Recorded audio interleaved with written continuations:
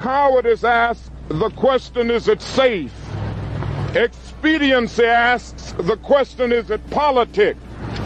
Vanity asks, the question, is it popular? But conscience asks, the question, is it right? And there comes a time when one must take a position that is neither safe, nor politic, nor popular, but he must do it because conscience tells him it is right. Every time our country stands in the path of danger, an instinct seems to summon her finest first, those who truly understand her. When freedom shivers in the cold shadow of true peril, it's always the patriots who first hear the call. When loss of liberty is looming, as it is now, the siren sounds first in the hearts of freedom's vanguard. Fighting for humanity and against globalism, one mind at a time. It's the Freedom Link with Joe Joseph. Welcome, everyone. It is a great day to be alive here in the United States. I mean, aren't you feeling it, Scotty? You feeling it right now? You feeling it? You feeling the energy? You feeling the synergy about like everybody? Oh, it's all about love, peace, and harmony here. Yeah, are you feeling the love, Joe? Are you feeling the love? Everybody's just coming together, right? Peace, love, and harmony, right? Oh man, I'll tell you what, man. We've been doing this stuff a long time, buddy. We've been doing it a long time, and I have never seen such just, I don't know what to say, kumbaya. That kumbaya spirit that's going on. What am I talking about? Oh my God! Well, do you notice that it always just conveniently, just conveniently, happens around a certain time when people are supposed to go out and, put that little check mark on a box for the person that they think is going to represent them, their non-representing representatives. Well, wait a minute. I got hey. So in that spirit, right? So tonight we have our very special guest. I don't even call him a guest because he can come on anytime he wants, and he knows that. But for folks that don't know, we used to do a broadcast called Freaky Friday, and we had like this thing, right? It was like a three podcast type of I don't know, like a partnership. What do you call it? Like Lord of the Rings? What do they call it? I would say it fellowship. Yes, that's what a collaboration. A collaboratory fellowship. Right. Of extraordinary personalities, right? And so here we were, and so you had Kev Baker, and then you had his right-hand man, the Whistler, and then you had me and Scotty, and then you had Popeye on the other side, right? And it was always 1, 2, 3, or 3, 2, 1, or 1, 3, 2, but we were always there interacting, Hangar 18, you name it. We did all sorts of different things over the years. So I wanted to bring back the Whistler because he's got something to say, and because they are leading the fight in the whole Kumbaya movement over in Scotland, and they even imposed a bill or a law that basically fights against all of that hatred. And it's something we strive for here in the United States. We really do. We really don't want hatred to exist. And we have been failing miserably at it. That's why I brought a subject matter expert here from Scotland so that he can discuss that with us as far as how's it working over there for them and what can we do here to make it more like that. Oh, yummy. Whistles? You doing okay? Well, yeah. Well, Joe, we have a lot of good things in Scotland. Well, NHS, we don't pay for an ambulance, we don't pay for an operation. All the things that cost an absolute fortune in America. It's really horrible for people over there. You need insurance. Do you know what I mean? If you not get insurance, you're not getting operated on. You're left to your own devices. Right.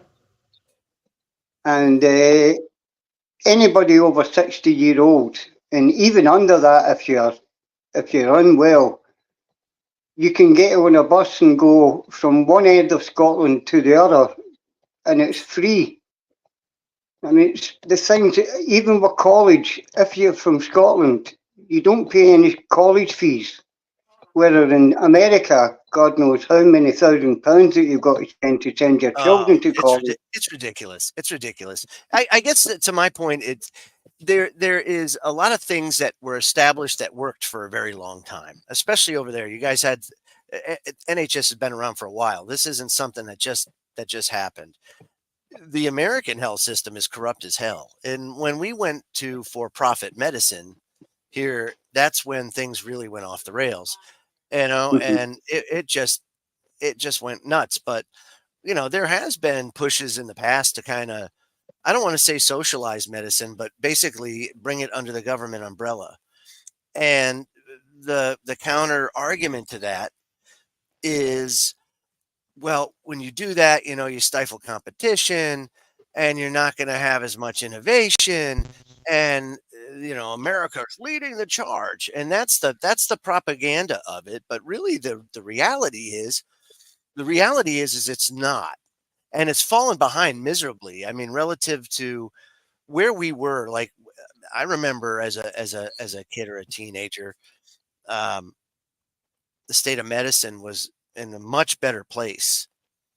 And over time, it's just gotten worse and worse and worse, where the doctor-patient relationship no longer exists, where you're looked at just as a number, more so a liability. That's a problem, or an addict. Yeah, all of these things play a role. That whole doctor-patient relationship was basically decimated. They have, we talk about AI all the time, and they have algorithms that will manage, how often do you have to see a patient to maintain X amount of profitability? Ends up being like 7 minutes. Every 7 minutes, you got to see a new patient. And then how do you diagnose anything in 7 minutes? Well, you don't. You just throw medicine at it, right? Because that's what we do, Scotty. We put all these different medicines out there, and then, hey, just pick and choose. This is what you get. And we don't fix the problem. We just treat the symptom and have a nice life. Right. You treat the symptoms. They never deal with the root cause of the issue. And then, of course, if you're dealing with the side effects of one medication, well, hey, here's another medication that'll help you with the side effects from the one you're taking. And, next thing you know, you're stacking on like 5 different medications to mitigate the side effects from another one. And, they're just raking in the dough, right? And, I've always said, right, if they really wanted to fix the healthcare system in the U.S., it really wouldn't be that hard to do. And I mean, look at how much money we spend on the defense budget, right? If you were to take like just a very fraction of a percentage of the amount of money that we spend on defense and just throw that into like fixing the healthcare system, right? Even just at the level of saying, okay, well, let's just kick the can down the road a little longer. That could kick the can down the road a lot longer just by infusing that much cash, from the defense budget into it, but God forbid we even touch any of that, right? Or reallocate all of this like crazy spending that, reckless spending that we're doing in other sectors into like putting it into areas that like actually need it. Right. So I always remember Ron Paul saying all the time, right? We have over 900 bases in over 170 countries. And it's just like, oh my God. And, that's not ignorant of the fact that you need national security and defense. And if you've read Alfred Thayer Mahan's book on sea power, you know the importance of having like a strong Navy, blah, blah, blah. But these are different times now. Right. Where you have technology that, quite frankly, humanity has never ever had before in this iteration of man, right? And it's going to change things on a scale that we can't even comprehend. And Yeah, I think we're on the cusp of like a really huge technological jump, much like the invention of the internet, I would say, right? We're on the next level of that jump, and I think that's what AI is about to provide to us. Is we're what I think of all we're the hitting time? a new level, like a new era of like technology and the way like we're going to be doing things, because everybody remembers the way we used to do things before the internet. Right. Right. It was Yeah.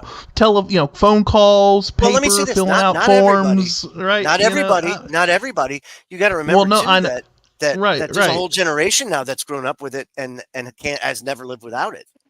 That's weird. Right. Exactly. That's weird. Right. But this is going to be like, well, I mean, think about it, Joe. I mean, when I think about these like jumps in like technology societally, like, we have radio. First, what people, how did people, radio was around before television, and that was the only way people was able to communicate via, long distance, hear the news. Right? I mean, you think about it. When the radio was invented, that was huge. A game, yes, an internet moment, a game changer in information and being able to pick up communications almost instantaneously. Right? Radio waves is and from long distances and being able to get news and figure.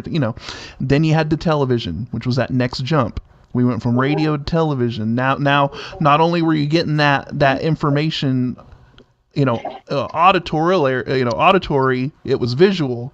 Right. And, so you had that next level of stimulation, that next level of, going from just hearing it to now you're seeing it. You're seeing it play out, right? Yeah. And then you go from television to the internet, where it's not just audio and visual, but now you're interacting with it. You're a part of it now, right? The internet allows you to be part of that, and and then the global connection and everything. It's a huge game changing moment, and then the advent of the smartphone, which then allowed access to the average person everywhere.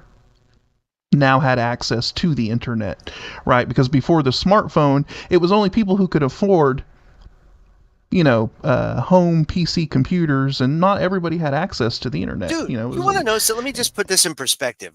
When PCs really first came out, they were thousands of dollars, not hundreds, thousands of dollars, right? And you think about what people made, back in the 1980s, what the average salary was, or that was a huge purchase. It wasn't something like it is today, where you've got so much industry and competition.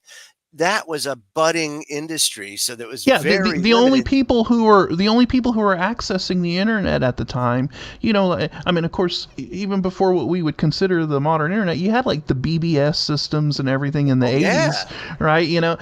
But mostly those were being used by either niche enthusiast people who had the money to spend on that, or people in business, right? And it was being used on the business side of things, or universities, because you had the telnet, universities and industry. And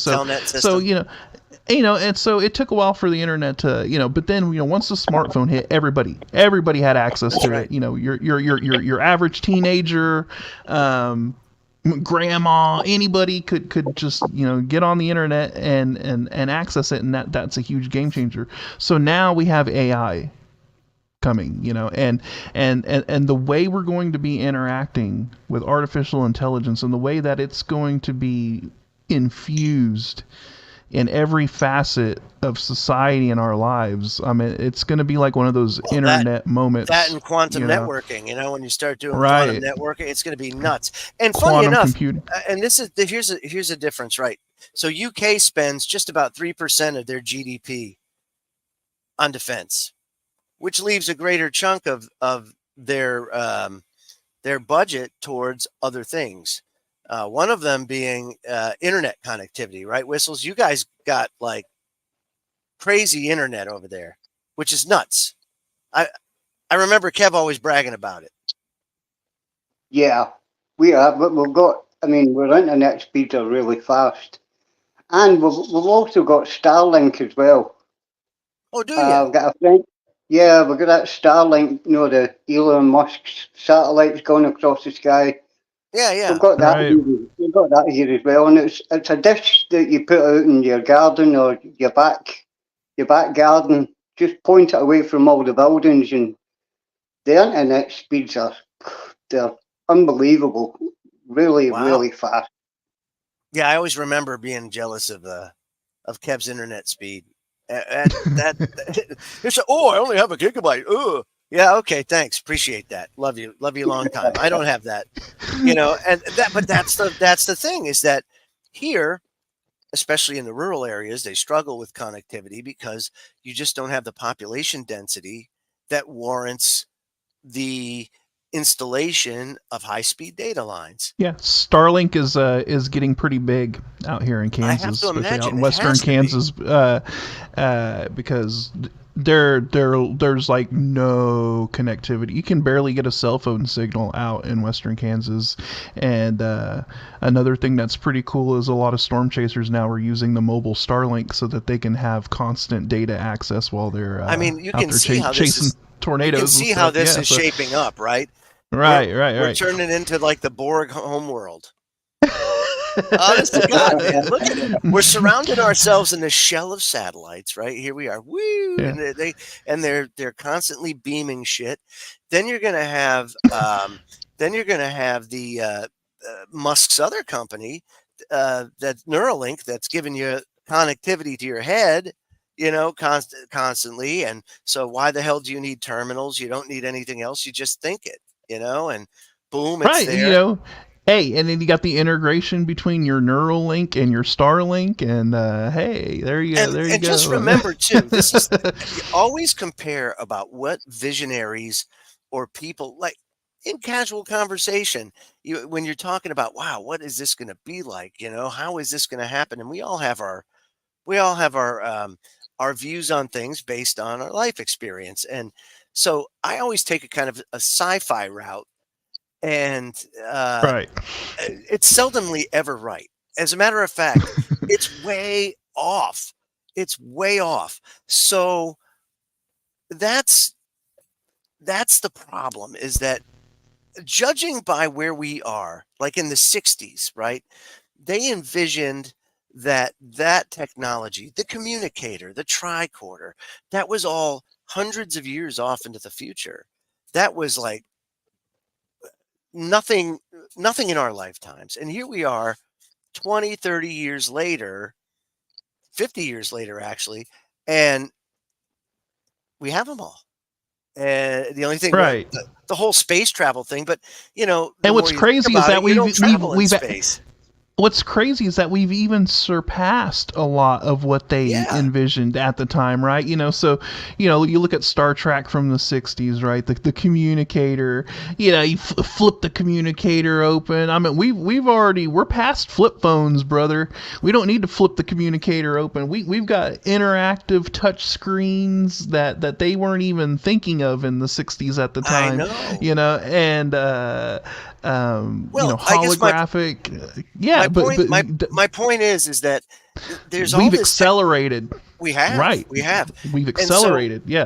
So this technology slowly but surely is going to keep infiltrating, and I say infiltrating because it really is going to redefine the humanity in every sense. And this is where I think Huxley got it when he wrote Brave New World. Is you're going to have really two distinct factions of humans, where you have the ones that comply, that are, go along with the world and everything else, but you're going to see more of a splitting off.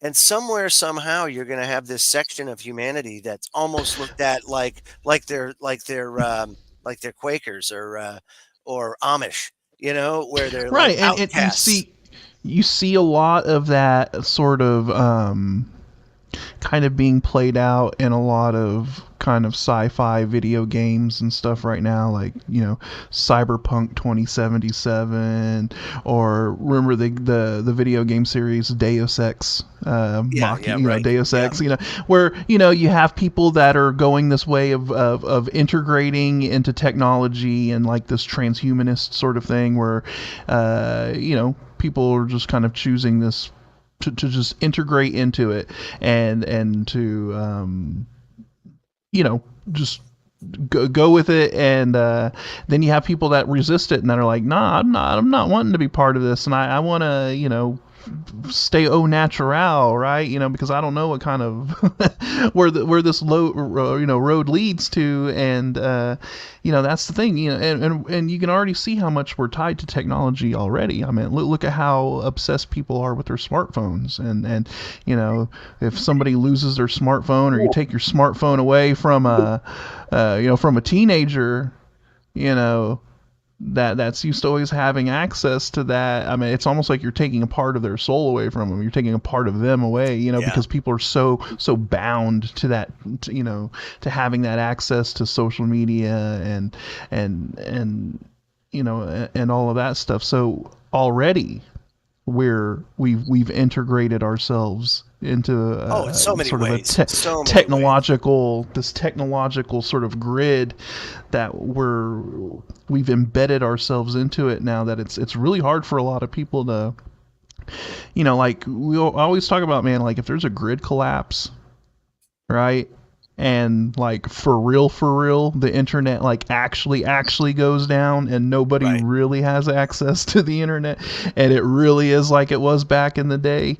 You know, how many kids these days? Like, think about it. How many Gen Z kids, you know, early 20s, you know, teens? How many of them you think can actually pull out a real map on paper and understand Pokemon Go, dude? You know, highways and routes and like actually understand how to get from one location to another without having to rely on Pokemon Go.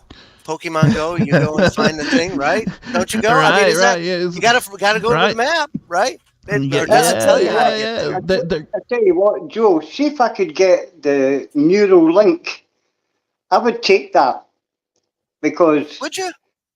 Yeah, because I'm having seizures in my brain, and it just and you've had it for years, right? No, I've only had it about a year. And really? When it comes on, it shuts you down completely, and it can be quite dangerous, because when you're crossing the road, if you have one, you just stop. Totally random. There's nothing you can do. No, it's totally random. And it's affected my memory as well, because I can remember things like, say, when I was 20-year-old. But if I'm watching a TV programme and I'm going to make a cup of coffee, I paused it and I come back with my coffee. I could sit there the whole night and not get a clue what I was watching. Wow. Yeah, it's one of the weirdest things, honestly. It's my memory is... It's like short-term memories, like kind of getting scrambled a little bit. Yeah. So there's a way where technology can be. There's so many. Exactly. You know, it is. Think about it. You get a replicator, right? Now you start replicating things, which I have to imagine we're seeing the very first replicators with like 3D printing.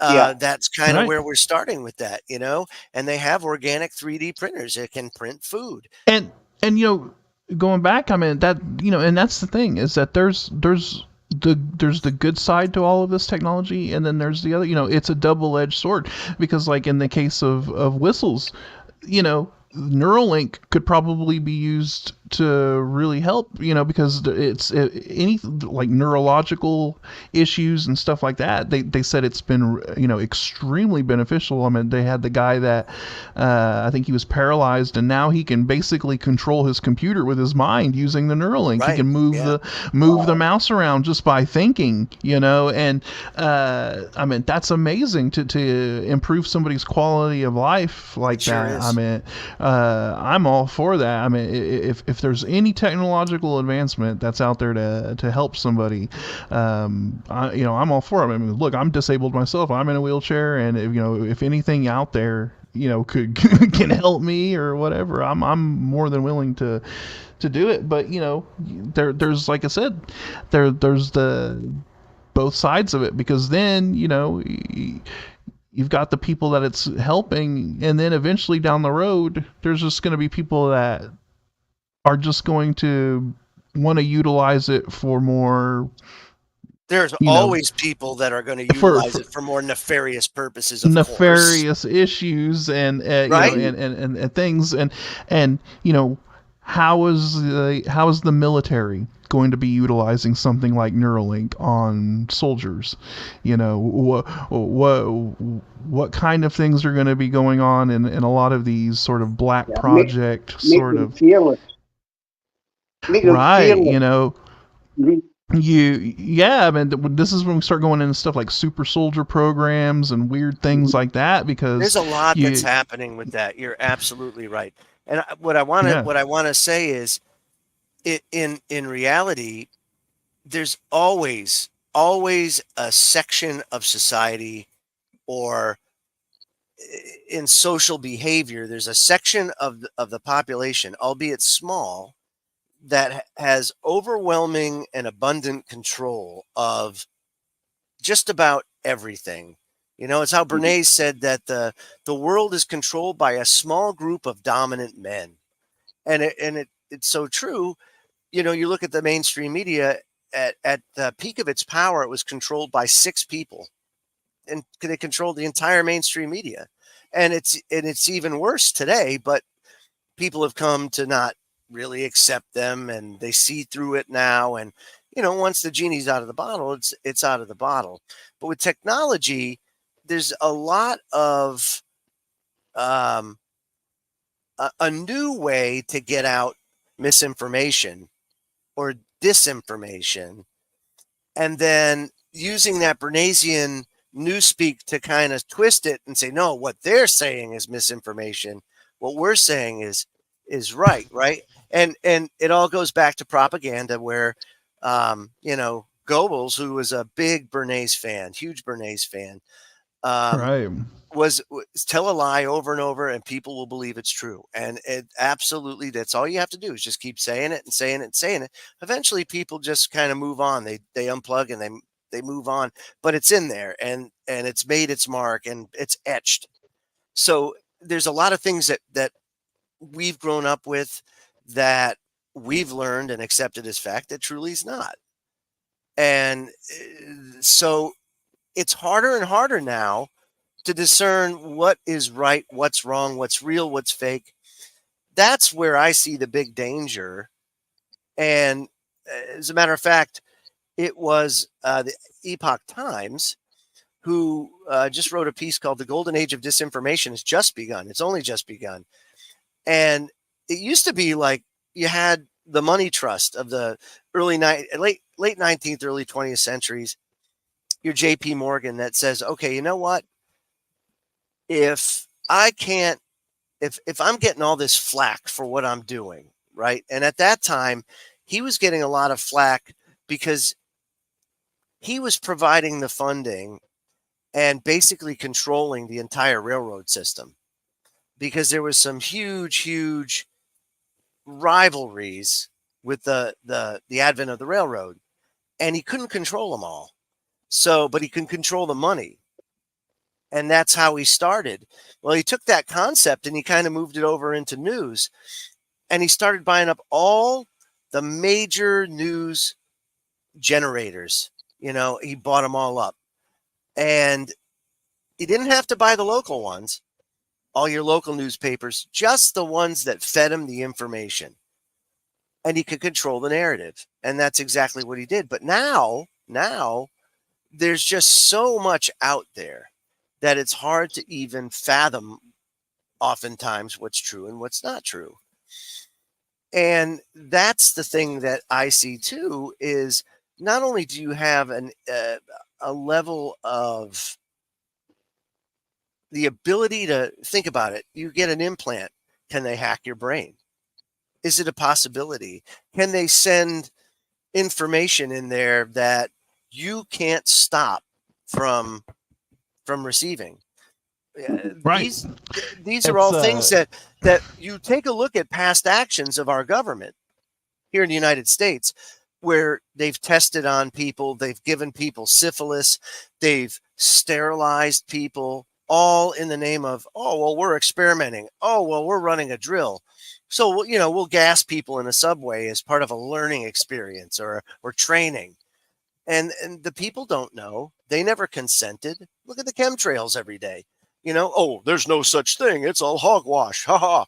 Yeah, but there it is, right? It's evidently science. Just maybe I don't get it, but science is pretty simple about what a contrail is and then what's not a contrail. And you still have those people out there that have to push that narrative. And less people are clinging to it, because I kind of feel like more and more people are getting desperate. You have, like, here in the United States, and this is another issue, Whistles, in the United States, real estate. Real estate that market has been manipulated for a very long time. But in the last 15 years or so, basically since Lehman's crash, these Wall Street hedge funds and BlackRocks and all these power hungry people needed some place to get the returns that they were getting, and they were running out of options. So they started buying up housing, and they drove up the housing market, and they made a false shortage, basically. And it's caused huge upheavals here in the United States, where you have massive homelessness going on. It's seriously understated. And you're basically seeing the return of your pre-depression, when immigration was really heavy at the turn of the 20th century. You had all of these families coming in, and they needed to have a place to go. And you had multifamily housing, where you had 3 generations of the same family living in under the same roof. And now we're to that point where we have to go there again, because when the average price of a house is $400,000, but the median income isn't anywhere close to being able to support or pay for that, what do you do? What do you do? Right. So over in the UK, how do you guys deal with that? Are you having a similar experience as far as housing and shortages and things like that? No, not really, Joe. We got a lot of asylum seekers, and they get a house no problem. Yeah. Same thing. Yeah, there's plenty houses here, but there's a lot of gentrification going on, where there's Is that right? people. Yeah, they're in houses, and then they put the prices up so that the people can't afford it, and they've got to move out, and they move the posh people in. You know what I mean? There's a lot of that going on, but the housing, there's not really much. Like the prices differ in every place. London, you maybe pay $300,000 for a flat. You know what I mean? Whereas $300,000 or £300,000 in one of the well-to-do areas will get you a really big house. Do you know what I mean? It's where you actually come from. That's where the money goes, really. It's funny you say that, because it used to be that way here, where you had you had neighborhoods, like, for example, you have your more affluent neighborhood, then you have the middle of the road, and of course then you have your starter homes or low income housing and things like that. But there is a serious, like, I'm looking at things and saying, how in the hell is this math working? Where the median income is this, but the cost of an average home is this. Whoa, dude. And even in rural America, Right. the prices are going. It's not like there's safe havens here, unless you maybe Youngstown, Ohio. I remember at one time you could buy a house on a credit card there, because I mean it's just when the steel Well, industry they're collapsed, they're they're there was creating nothing. they're creating a false shortage, right? That's They've exactly what it is. Yeah, they've bought it all up, and now that they have it, they can charge whatever they want for it, and they're keeping the price, super high, so nobody can afford it, and it's ridiculous, and that's why you're also seeing, the rental prices are Rental going prices are up, nuts, man. and yeah, right, and it's Okay, so they're then, essentially holding everyone hostage by keeping the prices of housing so high. okay, so I have I got to share this with everybody, because I found this very, I don't want to say entertaining, more revealing than anything. And so the first thing I want to say to everybody out there is there's a solution, and it's a very simple one, but a very painful one. But it's very simple. And the solution really is, in the grand scheme of things, do nothing. Do nothing. That's it. That's all you have to do. If everyone in the United States did one of two things, or even both, this would be a huge game changer. And the French do this all the time, by the way, which is why I am totally, my hats are off to the French, because when they want to get shit done, they shut down, and good for them. So you shut down, you do nothing. Right. You bring the economy to a people grinding halt. People really don't realize how effective that is to Just stop. Just straight up shut it down and just don't do anything. Just stop. Just don't participate. Just stay Okay. home. Don't participate in anything whatsoever, and just let it go for what, a week, something Right. like that, a week or two. And boy, when everybody decides to just not do anything, and everything comes to a grinding halt, they take notice of that kind of stuff. That's because that's how you stop. You got to hit them in the wallet. We don't have, for example, it's always the government, the limitless pockets of the government that come and they oppress either civilly through the court system, or they do it in so many ways, right? And we've talked ad nauseum about it on this podcast for years and years and years, and I don't need to go through that, but and everybody knows it. But there's a way that we can fight back. Now, there's a representative out of Michigan, or a candidate out of Michigan that's running for rep. That's and I gotta find his name, and maybe we'll talk about it a little bit later. He's talking about, hey, don't pay your income tax.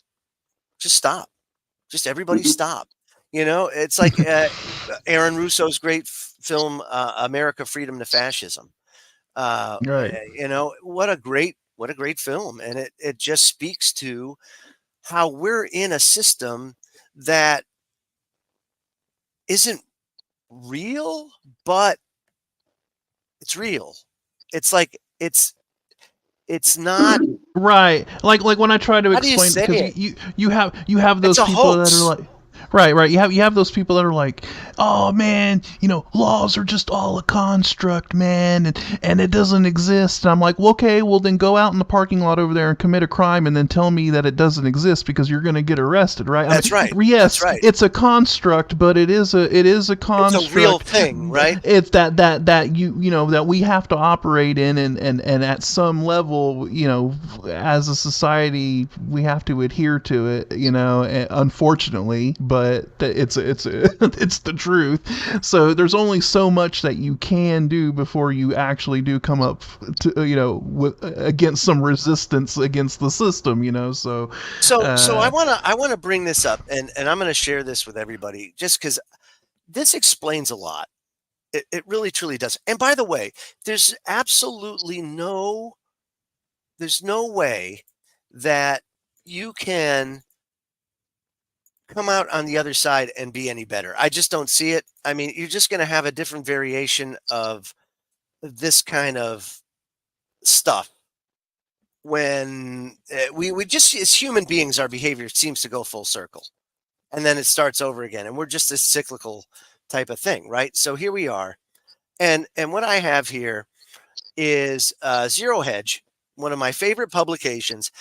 And it's Biden's head of economic advisors tries to explain government borrowing. So basically, there's a new way of thought. Basically, ever since interest rates went to zero, there was a new way of thought as far as how things go. And then it was like that way of thought combined with, say, G. Edward Griffin's Creature from Jekyll Island got together and had a baby. And it was modern monetary theory. And it's really weird because this is, again, it's real, but it's not real, but it is, but it's not, but it is. And it basically says that the government has the power to create money. So why are we paying interest on, why are we borrowing something that we can just create? What are we doing borrowing it? Which lends, that's the whole argument with the Federal Reserve. The banksters control the monetary supply, and we basically pay them to do it, and that's the interest. And there's a whole, it's a big tax, man. It's crazy. It's not right. It's not fair. It is a big hoax. But yeah, and a laundering scheme.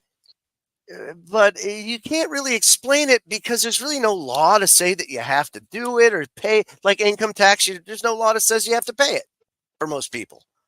There are for some. It's defined in the law, but for the most part, people aren't obligated to pay income tax by law. We enter into a contract. They basically force you to sign a contract, which is your tax form when you go to an employer or anything else, that you are obligating yourself to pay it. But there's actually no law that says that you're required to pay it. And that's what Aaron Russo found out in his documentary. But this here, this is interesting. So this says here, modern monetary theory says government is different. It owes the money to itself and the debt can be canceled at will. In MMT theory, it says a benevolent government would spend the money wisely, cancel all the debt or pay interest to itself, and everyone will essentially live happily ever after. But this is where it gets funny. And it says the notion's really amusing, but it was even more amusing to watch Jared Bernstein try to address questions on it. So this is a guy, right? And I guess there's a documentary coming out called Finding the Money. And this is one of the previews for it. And it's crazy. Here you go. The U.S. government can't go bankrupt because we can print our own money. It obviously begs the question, why exactly are we borrowing in a currency that we print ourselves? I'm waiting for someone to stand up and say, why do we borrow our own currency in the first place? Like you said, they print the dollar. So why does the government even borrow? Well, I mean, again, some of this stuff gets, some of the language that some of the language and concepts are just confusing. I mean, the government definitely prints money and it definitely lends that money, which is why the government definitely prints money and then it lends that money by selling bonds. Is that what they do? They sell bonds. Yeah, they sell bonds, right? Since they sell bonds and people buy the bonds and lend them the money. Yeah. So a lot of times, at least to my ear with MMT, the language and the concepts can be kind of unnecessarily confusing, but there is no question that the government prints money and then it uses that money to So, yeah, I guess I'm just, I can't really talk. I don't get it. I don't know what they're talking about. Like, cause it's Wow. like the government clearly prints money. It does it all the time, and it clearly borrows. Otherwise we wouldn't be having this debt and deficit conversation. So I don't think there's anything confusing there. Yeah. Wow.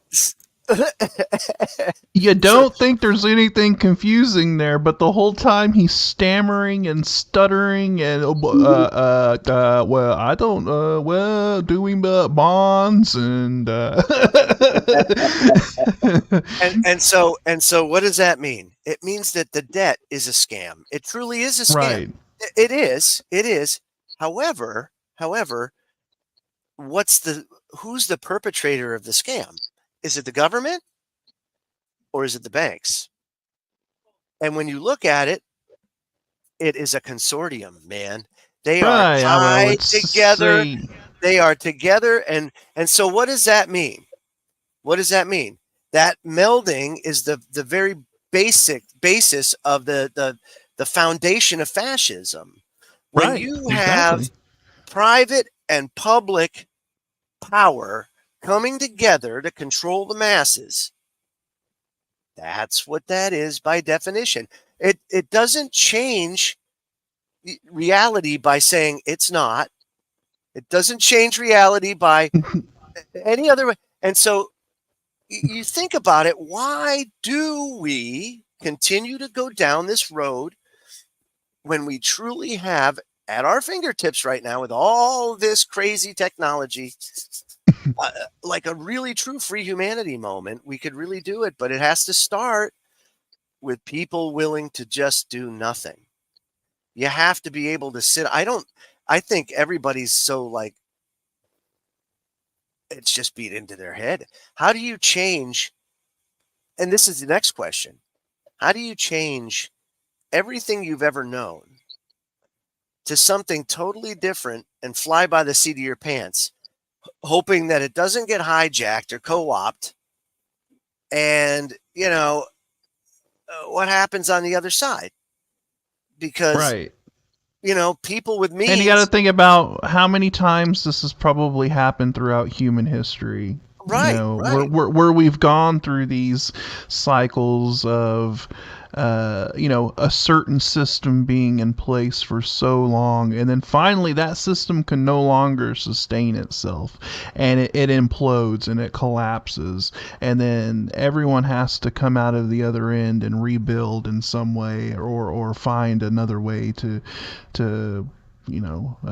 rebuild. But then what ends up happening is that the system they end up rebuilding follows the same cycle eventually, right? So yeah, and it's just something that I think, unfortunately, for whatever reason, right, is just embedded in our human nature, within our DNA. It's just something part of our species, right, where we go through these cycles of our civilizations rise and then they collapse and then they rise and collapse, and I mean, even if you want to look at it just from a purely sort of biological, sort of scientific, quote unquote, standpoint, I mean, look at the cycles that like ant colonies and bee colonies, and they collapse and then they find another place and rebuild again. And they do it on a much smaller, more micro scale. Yep. But we're humans. We're a species that has our own traits and things that we do, and for whatever reason, we're a tribal species that follow certain leaders, much like a ant colony will have a queen or a leader or something like that. Not everybody can be a queen, not everybody can be a leader, not every so most of your population are followers. Very paternal, very paternal as far as that's concerned. Right. But so, which also, you think about what DNA is. Here we're going now manipulating DNA, and that's another thing too. Now we're getting into programming. That's that, we're designed to be a certain way, do certain things. It's not that, when the Tower of Babel fell, right? That was that was basically the moment that we're at now, then, right? And so the first thing that happens is We God seem says, to okay, always get we seem to get at the cusp of where we get a little too big for our britches, well, right? And we start tinkering and playing around with things that we shouldn't be messing with, and we think we know better when we don't, and yeah. Well, and then all of a sudden, he said it best when he says, hey, if I don't confuse these languages, there's nothing these humans aren't capable of. And it's true. It's true. We were made in God's image. That's pretty heavy. That one statement's pretty heavy, and it's pretty telling too, which is why when Musk first explained the simulation theory, it hit all the check marks for me as far as how I can see how that is very valid, and that it makes total sense. Where if we're in a creation, and yeah, and here it are the doesn't parameters. clash with religion or No, anything in any way, no, it has really, at nothing to do all. with If that. you think But it's right, the only way you get something from nothing. It's the right. only way you get Big Bang, right? And God said, Mhm. execute, poof, woof, and there it was, and it came out, and that's the way it is, right? Something from nothing, Big Bang, hit return, the program starts, and off it goes, and here we are, and I see how there's some validity to um, the cyclical nature of it all. How it starts over, just like the games you play on these. I'm addicted to that game Icarus on Steam right now, Mm. and it's basically you get blasted off to a world they terraformed, and it basically it goes bad. It just goes totally sideways, and you have to survive on this planet and find your own material. You start there with nothing. And you have to craft a wood spear, and you basically start from there, and a stone axe, and you work your way up to making like electronics and everything else. But it takes time and effort, and you're kind of building this thing. And we always seem to do that. We get to the pinnacle, and then boom, we crash back to like the Stone Age. Right. There's never really we got it this time. Let's try this, and it doesn't like. Yeah, we never It's seem not. to be able to break It's out always of that catastrophic. cycle. Yeah, it's Right, always right. catastrophic. So that's pretty concerning. I'll just put it that way, because we seem to be heading full speed ahead towards that, and I don't. And that's just our behavior, because then you see that there's this kind of convergence happening. That these cycles are actually happening almost in synchronicity with each other, and it's nuts. Like, for example, And they're happening faster. yes, like you live in a very volatile area, the Midwest, right? Mm-hmm. So you've been dealing with a lot of weather events. We've always had a lot of weather events. There are cyclical times in our weather cycles where we get these different anomalies that happen where it's heavier than normal, or you get big catastrophic storms like what's happening down in Houston. But that's not to say there hasn't been any hanky-panky going on. In hour number 2, we'll Right. talk about that with weather modification and things like that. We briefly brought up chemtrails. Of course they exist. They've existed since the 1940s, even probably before that. But they'll tell you they don't exist. There was just an article over about China using weather modification. Mm. And there was recently there's another place out in the Far East that was using it and flooded. They overdid it, just like we did in Vietnam when we seeded the clouds. It was Dubai. That's right, Dubai. Yeah, they flooded it. Dubai International Airport. Yeah. Yeah, they flooded Dubai, man. Oops. I don't think we're supposed to get that much water in the desert. No, no, it wasn't supposed to happen. Just move to Scotland, because in Scotland it rains every single day. But that's what we're saying. We could siphon it off. Yeah, I think that this year our summer is on a Wednesday. And that's how bad it is. You know what I mean? You get one day and maybe sun. The rest is rain. Every single day. But so we take, but this is what I'm saying. Say you put a, why I don't know why we're doing all this turbine and sprinkly and metal stuff in the atmosphere, that kind of stuff. Why do that when we can just put big giant turbines, right? That just suck up all the moisture from Scotland and Seattle. And we'll just redistribute it. We'll do it based on equity. Yeah. We'll use woke math to come up with this, and we'll redistribute the water. We can charge you a fortune.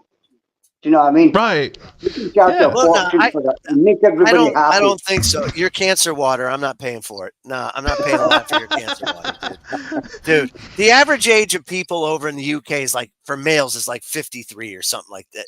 You guys are like swimming in. I'm doing well. I know you are. That's what I'm saying. That's why when you had the picture of your mama on there, it's like, you got good genes, brother. So, I mean, seizures aside, I mean, you at least got the longevity. I mean, you may be drooling on yourself, but you'll live. It's all good, right? Right. Well, that's hour number 1's done. Hour number 2's on the way. Everybody watching, thanks for supporting. Go to kgradb.com and get a membership. We've got a huge collection of all these great broadcasts. And this is stuff that quite frankly, you're not going to find anywhere else, whether you're into Sasquatch or cryptoids or true crime or even a little freedom link. And so much more. So if you like this flat earth. Have you covered flat earth? Did you just I'm going to have a talk with Bill about this. This is not good. No, I don't. So many people. Well, hey, wait a minute. I'm in my best woke ability. I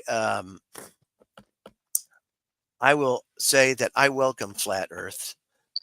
Oh my God, Joe! Joe, come on! I welcome flat Earth, and I hope we could have a dialogue sometime. Get out of here, flat Earth! Come on.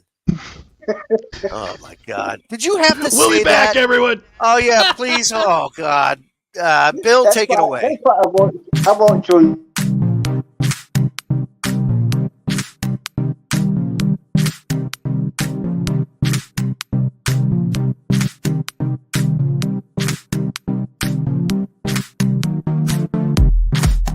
Hey members, the new KGRA DB app is now available on iOS and Android devices. Gain on-demand access to any KGRA DB programming. Download any show directly to your mobile device to listen or watch on the go. Go to the App Store and search KGRA DB. Did you know 75% of Americans are chronically dehydrated? If you struggle with focus, run low on energy, or when it's time to finally sleep, you simply can't, this can all be linked to dehydration, and Fuel Up has the answer. Our proprietary formula contains the finest cellular hydration with the strongest immune-enhancing natural ingredients. The Fuel Up system is made up of 3 different incredibly tasting varieties. Wake kickstarts your day with a jolt of caffeine. Play boosts focus while hydrating your cells. Rest not only helps you relax, but also rejuvenates your cells while you sleep. Here's what our clients have to say. I really don't miss my coffee, and you can tell the difference. So I'm going to take it for the energy. I'm going to take it for the play. I'm going to take it, all day. And it works. That's the thing. It works. We love it. Take the Fuel Up Challenge now, where we offer a Feel the Difference money-back guarantee. Fuel Up for life.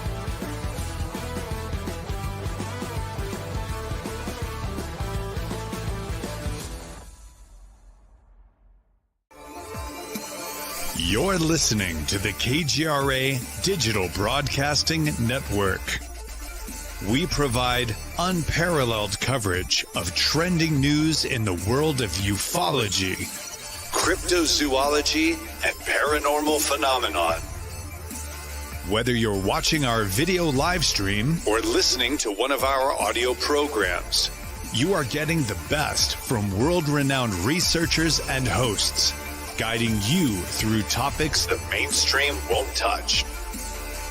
Miss one of your favorite programs? No problem. Head over to the members area at kgradb.com for access to our massive library of award-winning content. Make contact, stay connected. Only at kgradb.com.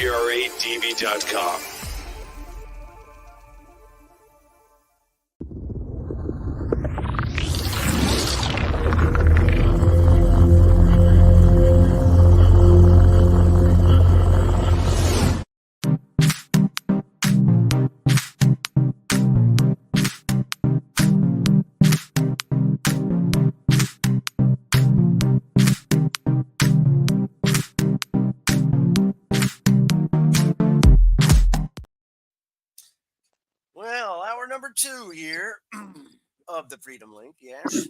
And Mr. Joe Joseph, can you flip your microphone down, please? yes, of course. And here we are. Thank you so much. And we are having us a little bit of a yeah, that was a hell of an ending to hour number 1. Well, let me do the wait. Let me do this in my best Kev voice if I can. Whistles. Don't you know it's flat and round at the same time? You know, he'd find something to go that would be like that, you know. So, Joe, I watch. This is the thing I'm into just now, and I watch flat Earth debates on YouTube. And to be honest with you, it's quite frightening the amount of grown-age men that actually believe that the Earth is flat. Right. These people, it's crazy. These people have kids. Do you know what I mean? Are they teaching their kids this? But I mean, think about it. I mean, but think about it. I mean, honestly though. But I mean, think about it. How is it any different than, you know, you have adult people out there who believe that children have the ability to consent to having their genitals removed, right? And things like that. So, I mean, the level of delusion that we're seeing in society on all levels is what's disturbing, you know. And think about how a top is, right? Right. So a top, you first start the top and it's spinning and it's smooth and everything else. Then slowly over time, you start to wobble until that wobble gets so chaotic that finally it just goes off the rails and it stops. And basically that's what's happening with society and the cycle in general. That's what happens is it starts out with a lot of energy and then it peters out and then boom, it's done. And look, man, having spent 20 years doing satellite communications work, right? I can tell you, even HF, let's just do ham radio. It doesn't work on a flat Earth. That's the problem. All that stuff just goes down. What? How do I get my signal to go and circumvent the globe? You know, how does it bounce off the atmosphere and get back to me? It's supposed to go. If it goes that way, it's going to keep going that way, right? Just go out. Right. Doesn't do that. You know, so that's the issue. What about ducting? How about we start talking like that, and then the whole atmospheric dynamics thing? Oh man, that's crazy too. It's just what I'm trying to say is these are things we're indoctrinated at very early ages to believe things. Think about this, right? And this is something I heard a long time ago. And this is where humanity screws up from day one with our kids. You're so right. We teach them at the very earliest ages that it's okay to lie. We do. Hey, it's Joey's first Christmas. Santa's coming down the chimney. And oh yeah, Santa's real. Oh yeah, for years and years you're telling the kids until finally they figure out. But until then, it's just lie after lie. The Tooth Fairy, the Easter Bunny. And that's right. It is. It's earth shattering when you find out that all that crap's not real and you've just been sold a bill of goods.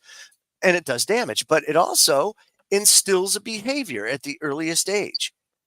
And that behavior actually goes and poof, I think it explodes into something just what we have now, basically, you know. Whereas that Right. That doesn't happen a long time ago because you didn't have that commercial interest that was pushing it so hard. Engagement rings, right? That was all a result of the De Beers family and their control on the diamond supply. You know, people in the 19th and 18th century didn't buy freaking engagement rings. There was none of that crap. It was about you didn't get married to get a tax break. You know, it had nothing to do with taxes. And then it became normalized in advertisements and everything on TV, right? You see the diamond commercials, like girl's best friend. yes, Right, and all that diamonds. She'll love you forever. She'll love you forever. Blah, Yes, yes. Okay, yeah, great. You know, but the fact of the matter is, that instills like this area of angst and stress and holy crap, how am I going to afford this? What am I going to do? You know, every Christmas, think about the parents, you know, oh man, how am I going to do this one? Think about all those times you had it, right? And you woke up. How many times were you actually not disappointed at Christmas? How about zero? Yeah. How about every Christmas? I was freaking disappointed as a kid, you know, and that's no knock on my parents. They did what they thought was good. And quite frankly, it was based on, I guess, the standard of things. But that's what I'm saying. Where did the standard come from? Where does it all come from? Where's it all rooted? Right. So you take a look at that. And deeply, this is where I say Bernays is like, he was the guy that started the downward spiral. He was the guy that started the behavioral patterns that just led to our demise. When we started to call the Department of War, Department of Defense, you know what I mean? It was called war for a long time for a reason, because there was no reason to hide it or debate it or anything else, because that's what it was. These are warships, you know? So everything then became a mind-bending exercise. What was it? World War I. You know, they had to go to war to peace or something for democracy. It was all about democracy, right? And you hear that all the time. What's the president right now? That Donald Trump is a threat to democracy. That's a Bernaysian saying from World War I that they just rehash.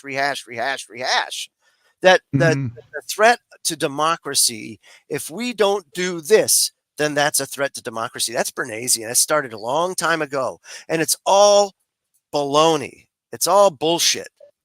And it's done to control the masses. I'm telling you, folks, you can download propaganda for free from archive.org. I think it is the internet Wayback Machine.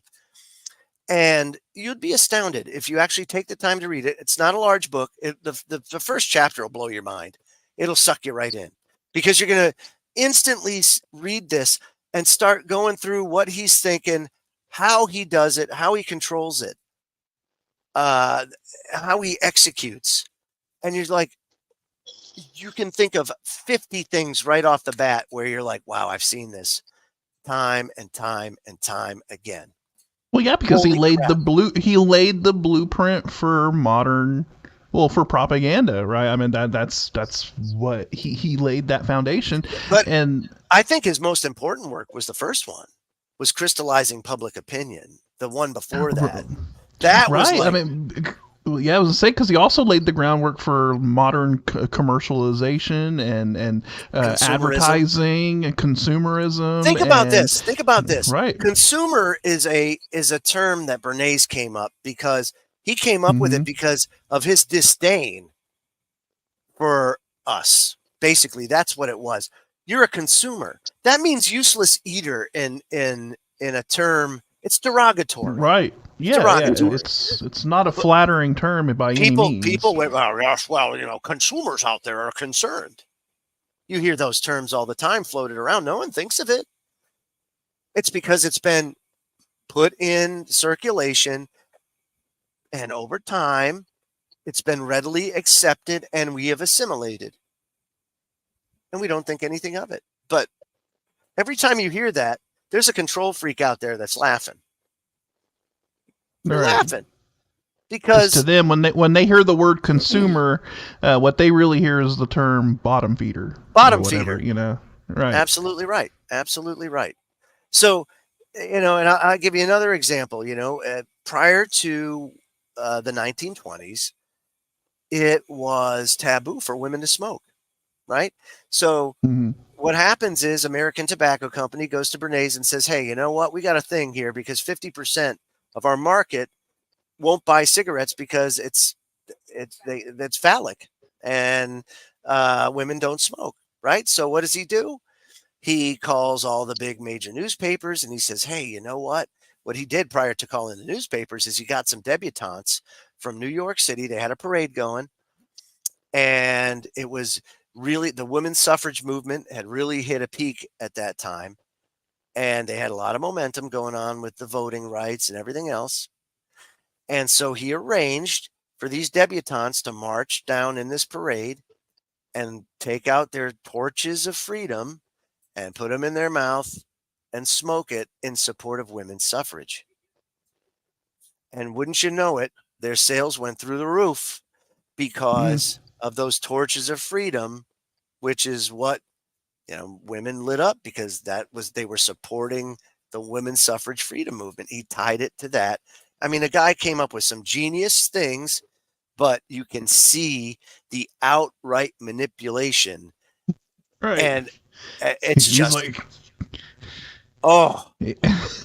yeah, it's evil genius level sort of manipulation of the masses, right? And it's like, hey, go show them how much of a strong, independent woman you are, and go give yourself some lung cancer, right? And now we've acquired 50%, another whole segment of the market, for the tobacco companies to tap into, because it wasn't accessible before. So it's crazy. It literally is like evil genius level manipulation that he was engaged in and really tapped into. And like I said, I mean, it shows the level of that they went into researching human psychology, and the things that the certain buttons that you can press and a human will just instinctively react to certain stimuli, and Pavlovian responses, and emotional manipulation, and things that trigger the reptilian areas of our brain that we our impulse control, and things like that. It's insane. And then all of that has been used, all of that Bernaysian stuff you were talking about, that's what's being used by social media. That's what's being used by all of these companies that want to track and data mine you and keep you addicted to constantly going on the platform and interacting with it. For the past, I would say, year, I really haven't been on social media. I very, very rarely log in, here. And I very rarely check. I stopped interacting with it. It was becoming, it just, yeah. I get it. I want to bring something. This is Dr. Cloward-Piven, who I call Edward this Bernays guy Jr. is crazy. Yeah, this guy is wild. Yeah. So I will tell you, first off, you brought up the reptilian brain. Well, Dr. Rapai was one of the creators, if not the creator, of the triune brain method. And he basically claims to have unlocked the human psyche, which I truly believe, considering some of the things that I wouldn't say he's unlocked the psyche, but he basically embraced Bernays and his studies, and he took them to the next level. And so now, he's getting older now. As you can see, he's not a young man. He's been doing this for a long time, but he has been basically employed by every Fortune 100 company out there, and he demands less than no less than 7 figures for everything he does. And now his focus is on, or has been recently, on retail and this village concept. And that's the thing that you have to see, is these are the people that provide the tools to the control freaks to be able to get done what they want to get done. He develops the way to get the message out and to do all that, right? He's the one that develops the method, that puts in all of the kind of hard work and everything that of actually doing the research and figuring all of this stuff out, and then he hands all of the knowledge and the ability to do it, over to these corporations or whatever to, So this right here is like a trailer. Right. This is like a trailer, right? He has, and you can go to his YouTube channel. You can see he doesn't have a lot of subscribers. A lot of people don't know about Dr. Rapai, but the guy is a freaking genius. And again, he's been doing this a long time. You'll see a lot of his stuff on there when you watch this stuff, it's a little dry, I'll be honest with you, but the information, you're instantly going to go, whoa. Like, I can't believe that that's why I think the way I think, or that I've done what I did because, or I made this decision because. You're going to tie some of this stuff back to things that you've done or things that you've seen or marketing campaigns or whatever it is. And you're going to see basically the operating system behind the message. And this is one of the latest ones. Why your brand needs a village of origin. Check this out. In order for a product or a brand to go global, it needs a village of origin.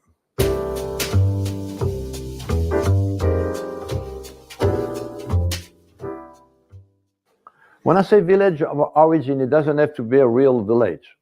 When I did the code for Jack Daniels, around the world, people knew that they were like from Tennessee, you see. So I was in Russia, and young people told me, oh, we love Jack Daniels, but we hate the Americans.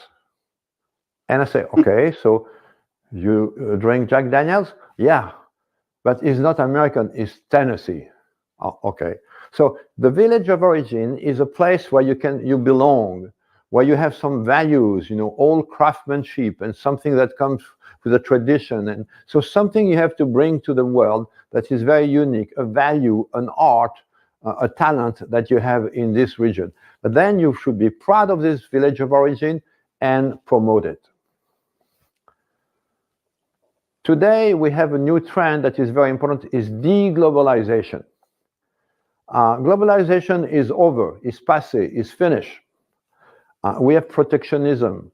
We have defense of nationalities. We have this is a whole new movement around here that because globalization was not respecting these differences and trying to make a mashed potato out of it. Yeah? And so today, all this little village of origin, all these little cultures are fighting back. They want to defend their own value, their own code, their own culture code. And this is why we have deglobalization.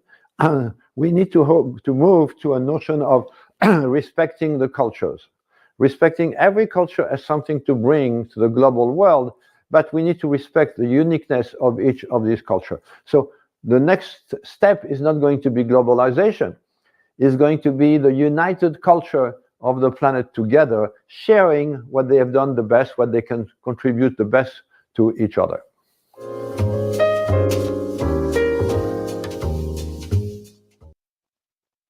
Interesting.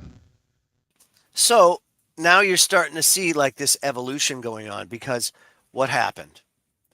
You had a pushback, and you're seeing a pushback right now in all sorts of areas of society, whether it be the UK, whether it be America, whether it be Europe, everywhere in the West is rebelling against what they feel is the natural way of things, right?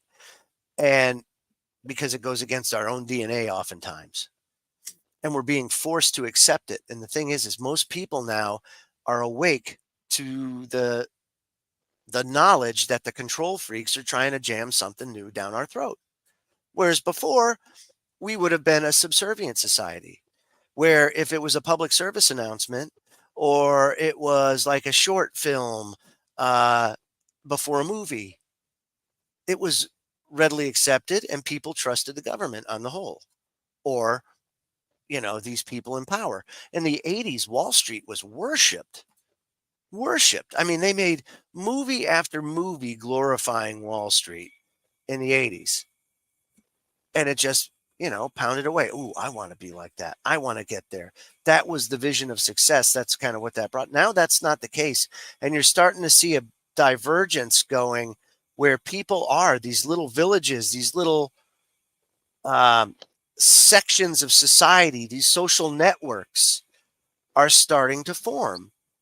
And or what people refer to oftentimes as echo chambers, you know?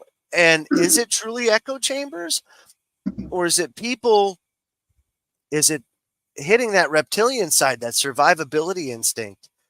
And you're trying to surround yourself with people of like-minded interest, right? So I was going to say, everyone is like starting to gravitate, like you said, into these quote unquote echo chambers, but it's really like kind of pack mentality where, in a way, like you said, maybe it's a form of like protection, right? Where we kind of group up with people of like-mindedness and whatnot, and it's a form of protection and comfort, if you will. Yeah, I've never kind of thought of it from that aspect, you know, of of human nature, but it does kind of make sense. And as things get more and more crazy, right, and things become more and more chaotic, and you know, if things can continue to you know, devolve, if you will, you're gonna see more and more people that are going to, you know, group together, you know, people of like-minded, you know, of like minds, you know, on all spectrums, on all sides, you know, whether it be left, right, or whatever, you know, you want to call it, you know, people are going to find their quote unquote tribe, if you will. And do you find that happening? Do you find that happening over in the UK a lot, Whistles? Are you seeing a lot of the, like with your latest PM that just resigned,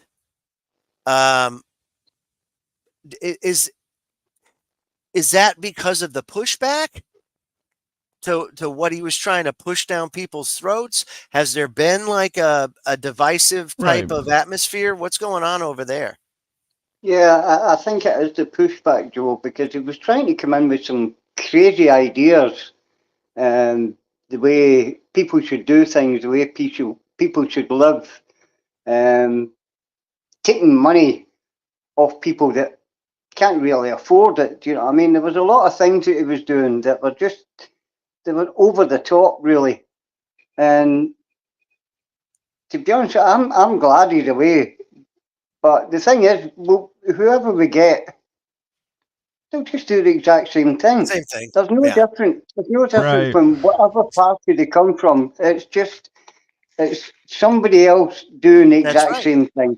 That's right. Republicrats here in the United States, right? And that's the problem, right? And that goes back to what I was just talking about. It's everybody's sick of it. Everybody's sick of, like, no matter who's in charge, they're getting screwed either way, regardless of what party is in charge, what political party is in charge. And they people that tie their identity to this. I mean, they invest a lot into these political parties. You know, the ones that I'm talking about the average Joe Schmuckatelli that's just, you know, going to vote and may contribute because he has real needs and wants and desires and wants to see things done a certain way. Okay, I get it. But they're all in cahoots. Right. The game is rigged. It's not going to happen. You know? What would happen, Joe? What would happen if nobody voted? Okay, so that's right now. That's a struggle. It's like, give you an example. Down in Australia, it's compulsory. You have to. You'll get arrested if you don't, or fined, or both. Crazy. they do that because they have to maintain the illusion that it's legitimate, and they can't maintain that illusion if it's not supported by the masses, right? So here in the United States, we have abysmal voter turnout. We really truly do. But what's been telling about these primaries, this is the first time I've ever seen states put basically no commitment or like a protest vote, like none of the above. And that's a critical measure, because if you have 10, 12% of people in a Democratic primary that are saying that they don't support anybody that we see, this is all trash, that's significant. So here in the United States with 330 million people, that's 30 million people, right? 33 million people. Jesus, 10%. That's a lot of people. That can 33 million people can move things and change things, and they wield a lot of power. And that's just, you think about that. That's a very telling measure. And quite frankly, I think they've opposed that on the ballots strictly because that's so telling, and people will be, let's just say, they want people to go with the flow, because when they don't, that's when things become unstable. And whether you like it or not, people have used the internet to really enrich their knowledge, and knowledge is power. And a lot of people are feeling pretty empowered over it. Sometimes it's misdirected. Sometimes it's co-opted. These protests going on with, like Columbia and all these universities, you have really well-intentioned people there doing well-intentioned things that I applaud. War is not in our best interest, ever. It's never in the best interest of you or me or the common person. And I can tell you firsthand, that's why these first-person shooter games were developed. That's why no hesitation targets were developed, because it's not in our DNA to want to kill each other. It's not. Something has to go haywire up here for you to be able to take a life of somebody else. It just does. I mean, unless you are backed in a corner and you're defending yourself, there's something kooky going on if you get some pleasure or something out of killing somebody else. And they had a real problem on their hands because most people wouldn't pull the trigger. So DARPA had to develop the first-person shooter game to help desensitize, and then what happens? Oh, well, it works so well. Why don't we just give it to the kids? That's good. Let's just do that because that's the best. That'll do it. And then we'll have generation of shooters, and we won't care. They won't hesitate anymore. Well, what damage has that done? I don't know. I can't imagine it's positive. I love me a good game of Doom, though. Same here. I'm not gonna lie. But what are the consequences of that on the societal scale? Right. Well, yeah, right. I mean, it's another one of those things that, look, when I was talking about how you had radio was one of those moments, and then you had TV, and then remember about the talk about what effect is TV having on the kids, right? They're just sitting around the idiot box, just absorbing everything in, and violent movies and what are they watching, and then you had video games, what are they playing, what are they doing, and I think sure, yeah, there's an effect on kids, but it has an effect on everybody as a whole. I mean, this is a societal issue as a whole of being bombarded with this overstimuli of information and whatnot, and it's only accelerating. It's went from radio to TV to video games to the internet to now you have your cell phone on you and you're constantly have information just bombarding you at all times, social media, news, YouTube, everything is just there, constantly pinging your phone, update, notification. This influencer has posted, this channel that you like has posted something new. Watch this, watch that. That's right. It's overstimulation. Yeah. It's overstimulation. Yeah. And what happens when people are overstimulated? What happens when animals are overstimulated? They go wacky. They go crazy. Take a cat, right? And just like, come on, Whistles, you know this. You're a cat lover too, right? Take a cat and just really rub the shit out of it, right? What do? They get all crazy, right?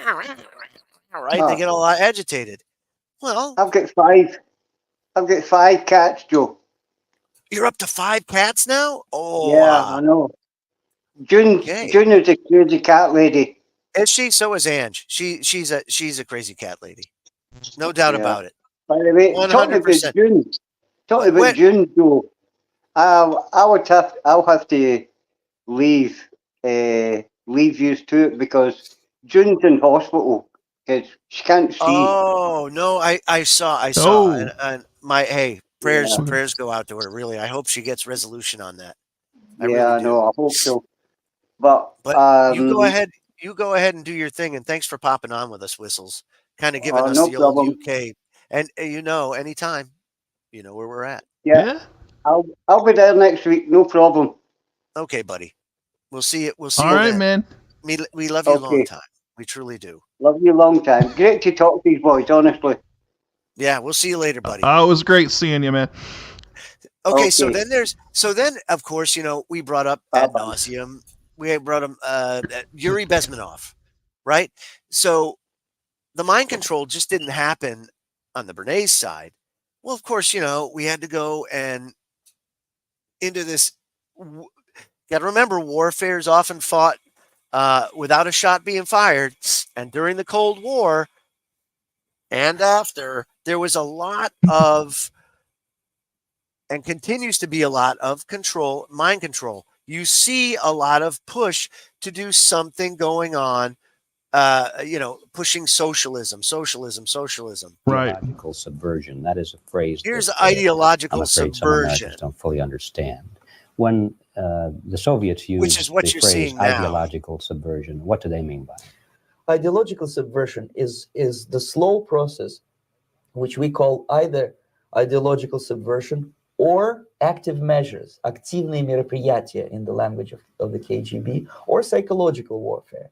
What it basically means is to change the perception of reality of every American to such an extent that despite of the abundance of information, no one is able to come to sensible conclusions in the interests of defending themselves, their families, their community, and their country.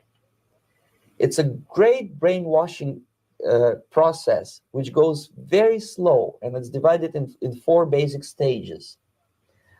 The first one being demoralization. It takes from 15 to 20 years to demoralize a nation. Why that many years?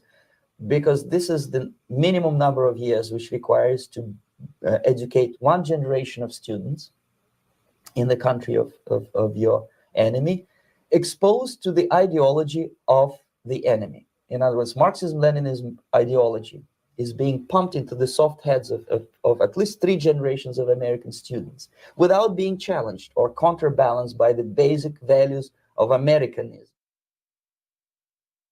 Right. Yep, you're muted, Joe. Thank you. That was incredibly prophetic in so many ways. It was. But it was all because they took Bernaysianism, they applied it in such a way to bring about this idea that,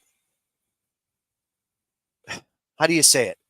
How many country music concerts do you go to where, hi, America, freedom, and all that stuff?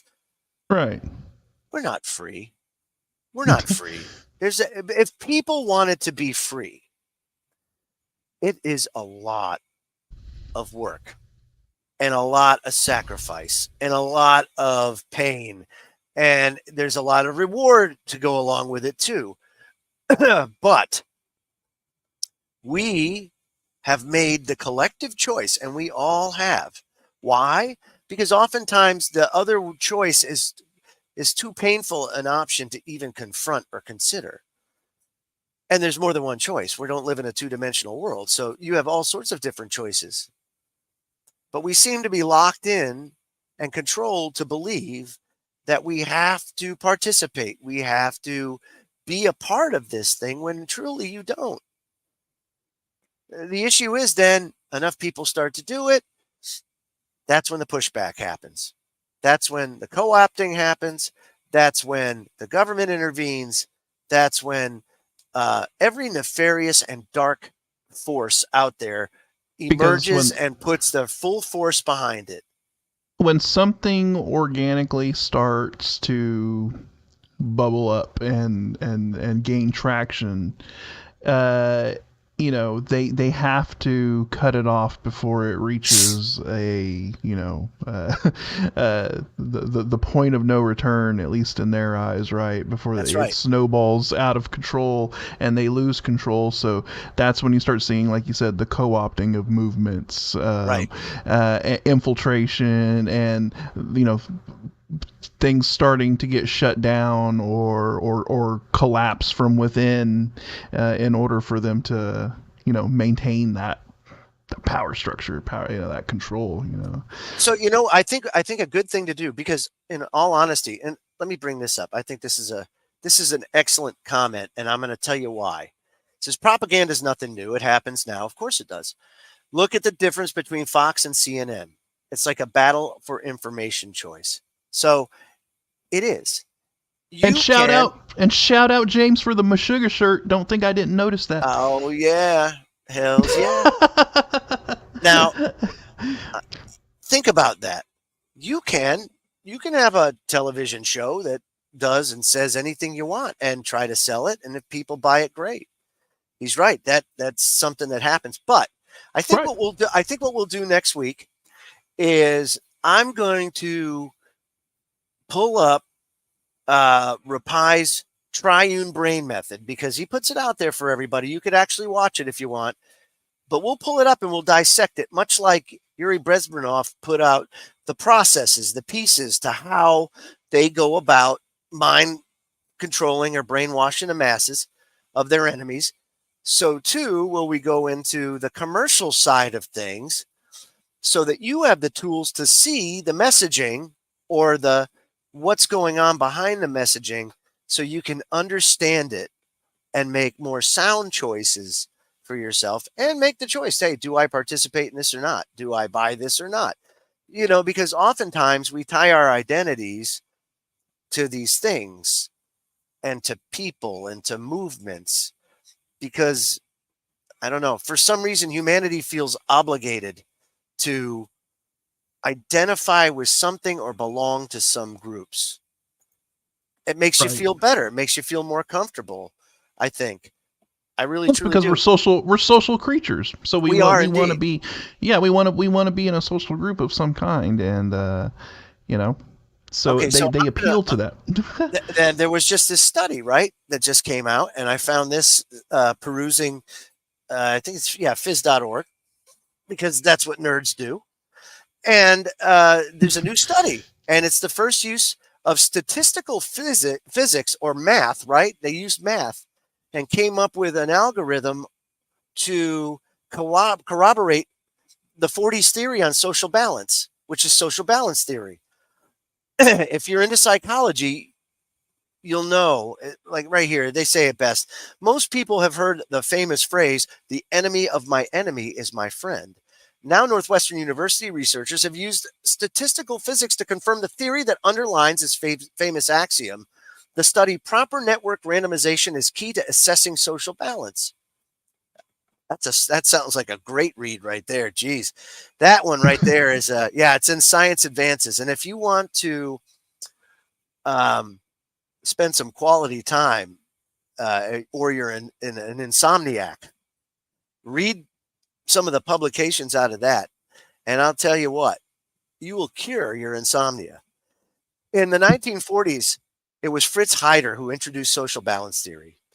And it's another thing too, you know, Austria was like a hotbed from the late to mid to late 19th century into the 1950s. It was the centerpiece. It was like Vienna was the hub of psychology and human behavior. It truly was.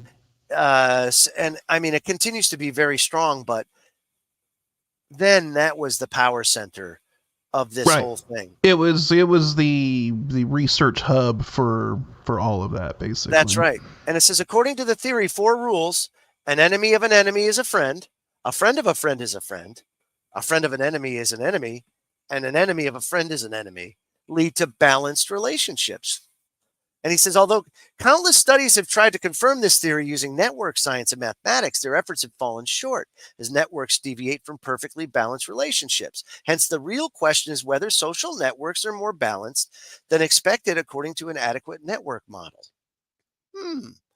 So, of course, they went and they did the work, and they found that, guess what? It works, that the theory actually pans out.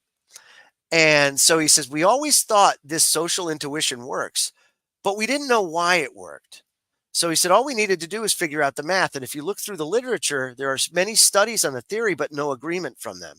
And for decades, they kept getting it wrong. And the reason why is because life is complicated. It's not like an equation where the equation, if you do it out, it's going to be the same every time, right? Equations don't deviate. There's variability unless in you it. change a value, or you have variability, right? Right. But with humans, we're not as predictable as that.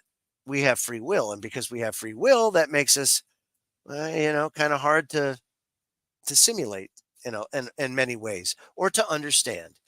And so he says, we realized that we needed to take into account both constraints simultaneously.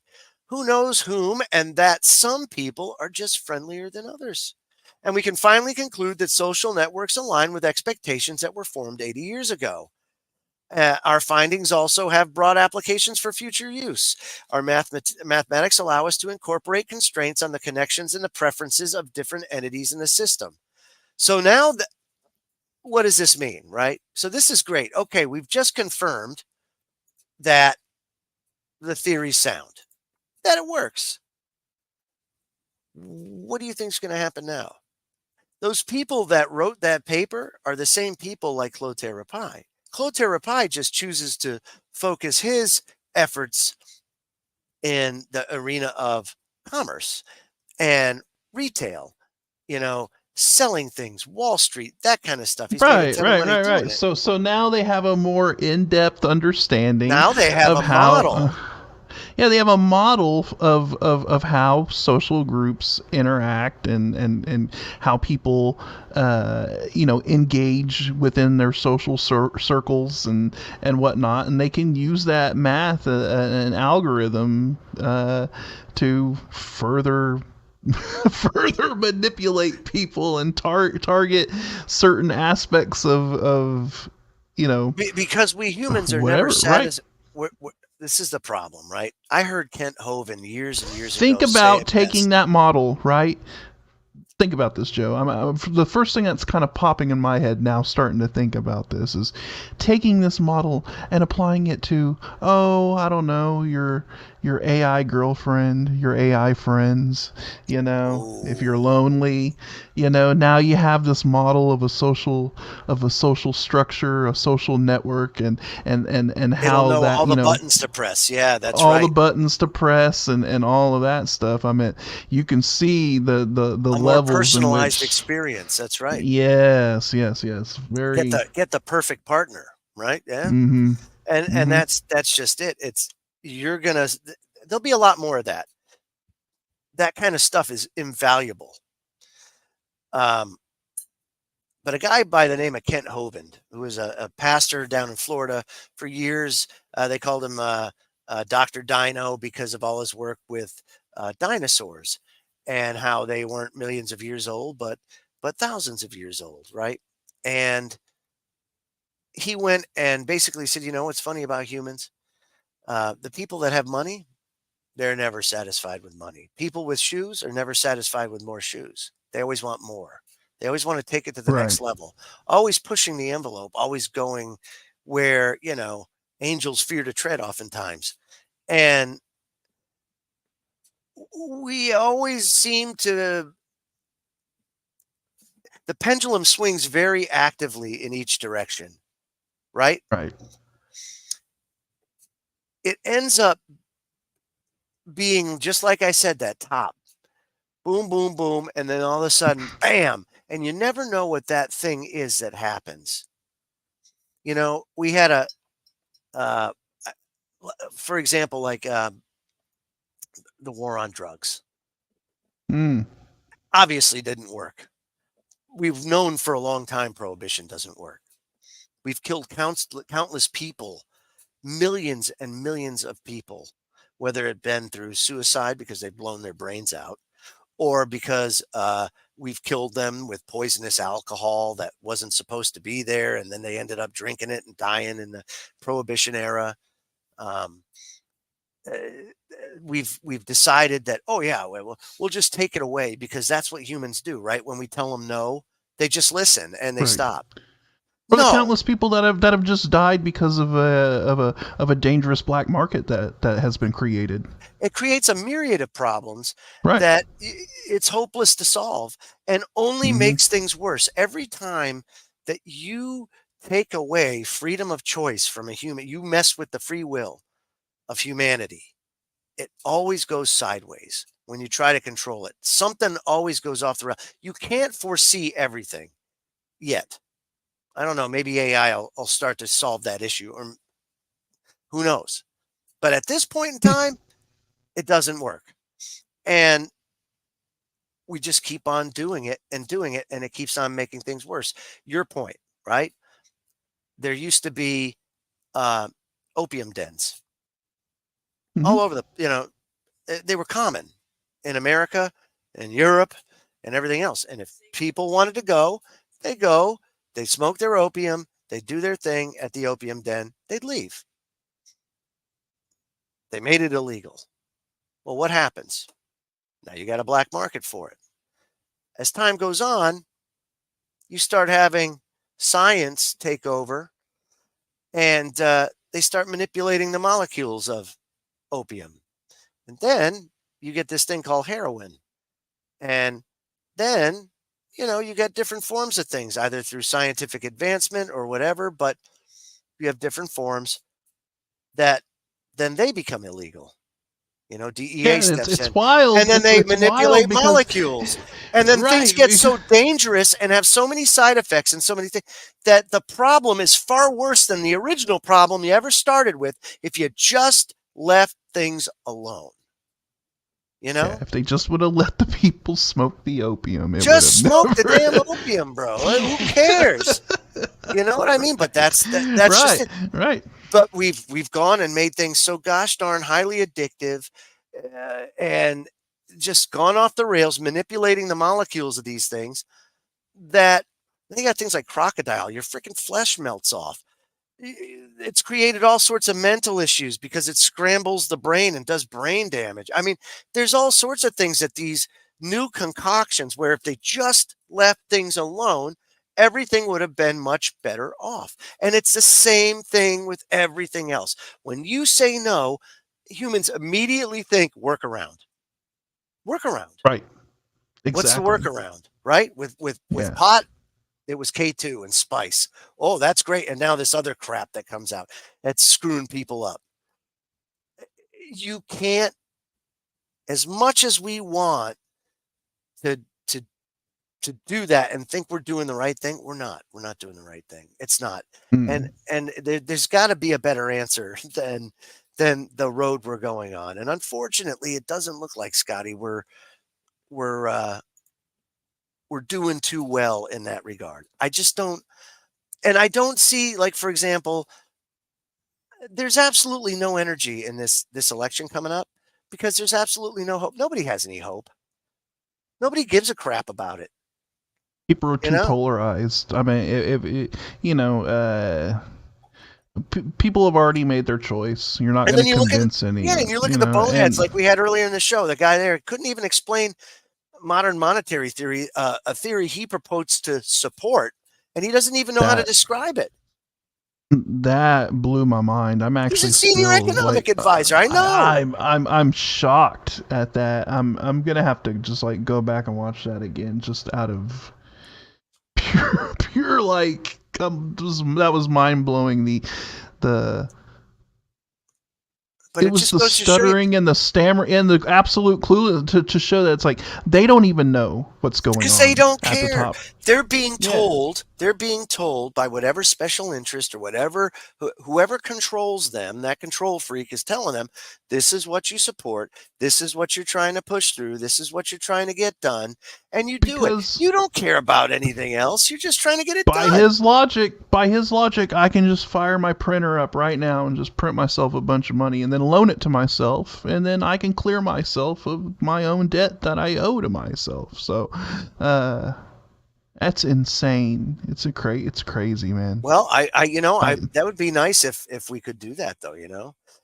Quite frankly, society at one point in time used to be that way, right? Modern bankruptcy law was derived from, I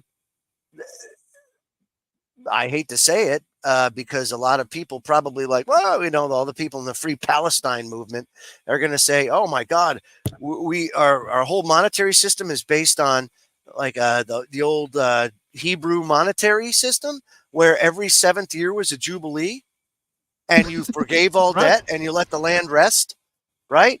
No more debt every 7 years." Over in the over in Libya, right, when Gaddafi was running things, you couldn't charge interest. Interest was illegal. If you lent money, you couldn't charge interest because they were pushing back against the whole concept. There were so many different things that are going on that happen that people don't even realize, like, half the time what they're supporting, where it came from, why. That's and the problem. It's a shame. That's also the issue that we have in society right now too, with this information overload and the ability to have access to all of this information. It's a double-edged sword, because now you have people who get surface level information and then they believe that they're an expert on it, when really, a lot of these subjects are very complex and there's a lot more to it than just what you see on the surface. And then you have people out there that are naive, out there supporting a cause that they really don't even understand, just because they saw a TikTok video that blurbs something about oppression and people being and they're like, "Oh, well, I identify with this," but you don't even really understand. Or give them $7,000 to go protest. That too, right? Hey, give me $7,000. Okay, I'll go protest. Where you want me to protest? But that's the thing is everybody now thinks that they're an expert on something, when really, you probably should do a little more reading and a little more research and whatnot. Well, and we're out of time there, buddy. We're up against the end. All right, but I will tell you that many, many, many innocent people, 99.9% of people in other countries that are displaced and everything else, they had nothing to do with it. Right. They had nothing to do with it. And the only thing I can come up with in my head, because I've learned this the hard way, is life's not fair. That's why you take every day. Don't take it for granted, because when you do, you don't know what tomorrow's going to bring. And yeah, it's in Gaza. It's far away. We're in the United States. We feel incredibly isolated, or not isolated, but if you were born in the United States or live in the United States or Europe or anywhere else right now, you're one of the luckiest humans in human history. Just consider it that way. And not only that, before we go, I my whole thing on this is like, look, we have our own issues here in our own country that we really need to be focused on and worried about. And whatever is going on over there, that's for them to work out. That's an issue that's been going on longer than 47. Since 47. That's so. Yeah. So have a good night, everybody. KGRADB.com, and we'll see you next week. Hasta luego.